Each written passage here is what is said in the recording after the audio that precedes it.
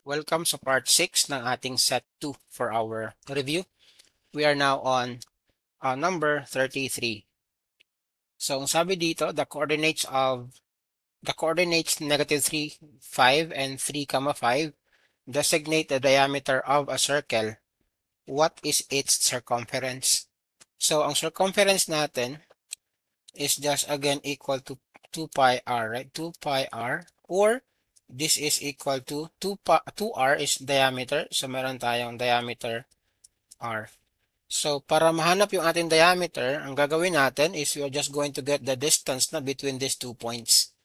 Now, we can use the distance formula, pero may shortcut tayong gagawin since etong y is not changing. So, focus tayo sa x natin, no? So, what we are going to do is ito lang. Negative 3 minus 3. This is negative 6. Square mo yan. That is 36. And again, extract the square root of that. That is 6. So, yung d mo is 6. So, meron kang c circumference is 6 pi. And that is letter C in our choices. Alright, let's do number 34. So, ang 34, which of the following statements is true? So, ang sabi sa letter A, the diagonals of a rhombus are congruent. So, this is false actually. Bakit siya false? Kasi nga, yung diagonals of a rhombus, they bisect each other, di ba? So, pag sinabing bisect, they form a right angle. But it doesn't really mean na they are congruent. So, mali yan. Letter B, all rectangles are similar.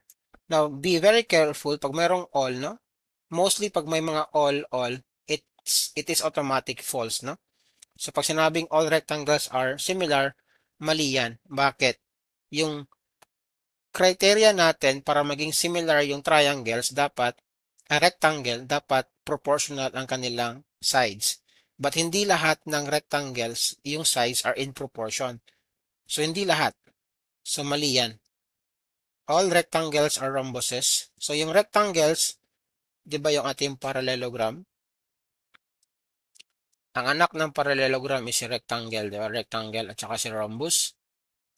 Tapos, ang anak ni rhombus at ni rectangle is si square. Okay? So, ang sabi, all rectangles are rhombuses. Hindi. Mali yan. Okay?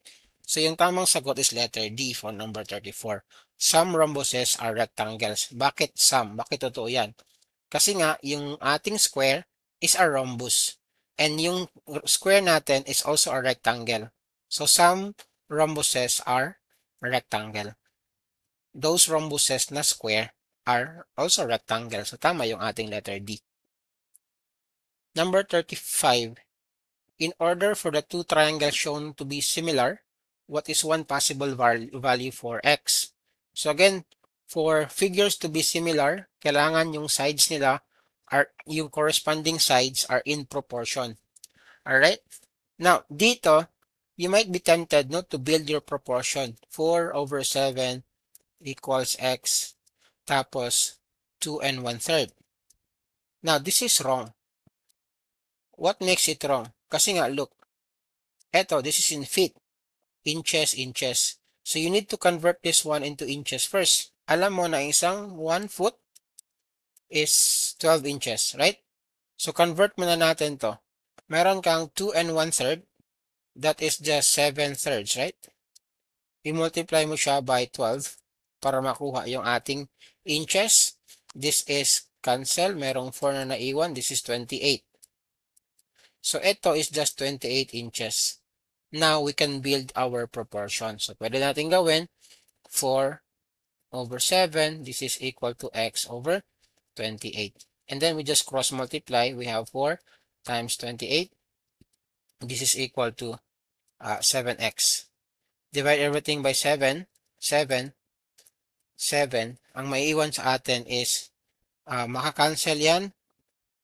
28 divided by 7 is 4. So mayroon tayong 4 times 4 equals x. This is 16, right? This is 16. So yung sagot natin is letter C for number 35.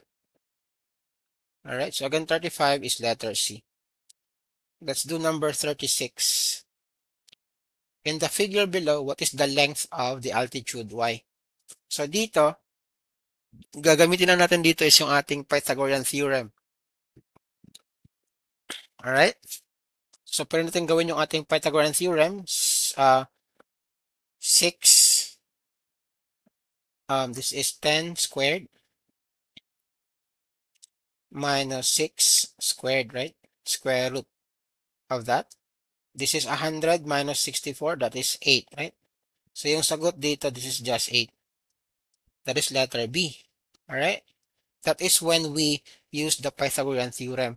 Pero, if you can recognize your Pythagorean triple, di ba yung ating Pythagorean triple? Meron tayong 4, 3, 4, 5, right? 3, 4, 5. Ito is a scale of 3, 4, 5. Times 2 lang, times 2. So, this is, again, 3 times 2. Ito, this is 4 times 2.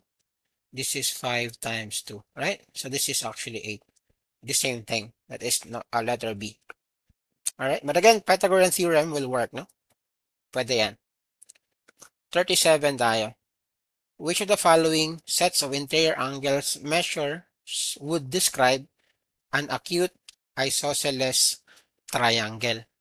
So, always remember, yung interior angles, yung sum ng interior angles ng ating triangle is 180.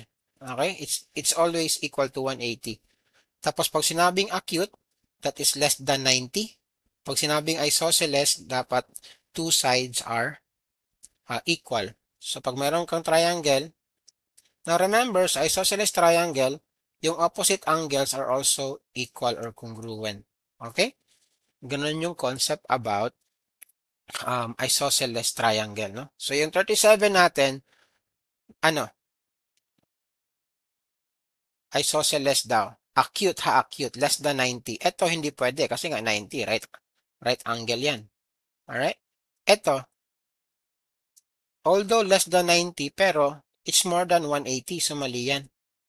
Ito, less than 90, ang sum is 180. So C is our answer. Yung D naman, this is, again, 100, this is 60. Hindi umabot ng 180, dapat 180. So 37 is C. Alright? Number 38, this will be the last one. Which trigonometric function can equal or be greater than 1? So, alam natin niya ang sine. So, katawa, right? Sine theta is equal to opposite over hypotenuse. Tapos, yung cos natin, theta. So, that is adjacent, right? Over hypotenuse. Tapos, yung tangent natin, tangent theta, this is opposite over hypotenuse. Now, yung sine natin, it can never be equal to 1, no? It's always less than 1. Bakit? Yung denominator niya is the longest side hypotenuse. So, pinakamataas. So, hindi siya possible na maging 1. It is always less than 1. The same is true with our cosine. Kasi nga, it's hypotenuse yung ating denominator. So, yung sagot natin dito, ang tangent, pwede pa. Alright? Pwede yung ating tangent. So, yung ating sagot is tangent. Alright? That ends our set 2 for our UPCAT review. Follow for more.